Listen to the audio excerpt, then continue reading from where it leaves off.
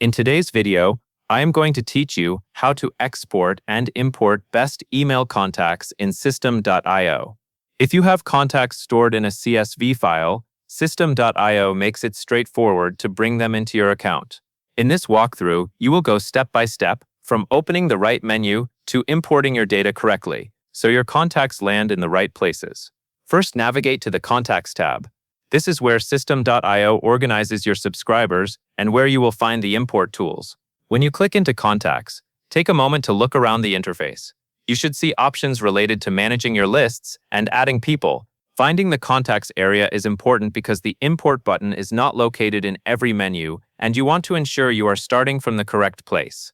Next, click Import Contacts. This action tells system.io that you are about to add a batch of contacts from an external file, rather than typing people in one by one. When you select Import Contacts, you should see an Upload section appear. The system will usually guide you through the process, but it helps to be ready with your CSV file so you do not have to pause later.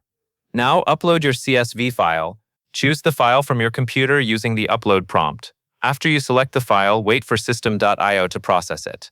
During this time, you may see a loading state or a confirmation that the file has been accepted. Uploading the correct CSV is essential because the columns in your file are what system.io will try to match to your contact fields. Once the upload finishes, the next step is mapping your CSV columns to the corresponding system.io fields. This step ensures that each piece of information from your CSV goes into the right location in system.io. You will usually see a mapping area where the platform suggests fields, and you can choose the correct matches. For example, you might map email to the email field in system.io and name to the name field. If your CSV has different column headings, you still want to connect each column to the correct system.io data type so nothing gets misplaced.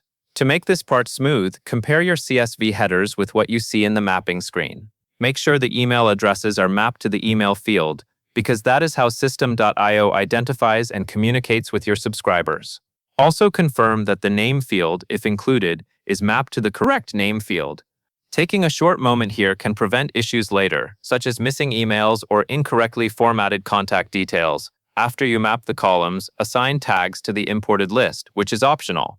Tags are helpful for organizing subscribers based on interests, behavior, or source. In the import screen, look for the option to add tags. If you do want to tag your contacts, choose the appropriate tags for this batch. If you do not need tags right now, you can simply leave this section as it is and proceed.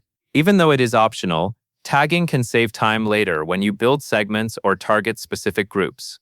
Finally, click Import to finish the process. This confirms everything you selected, including your uploaded file and your column mapping. After you click Import, system.io, your IO and client prompt one awi column and youth application for namevel, client pick fribi client fine pack, h contacts. IO will import the contacts, which may take a moment depending on how many rows are in your CSV. When the import completes, you can review your contacts to confirm that the new subscribers appeared as expected. That is all there is to it. That covers everything you need to know.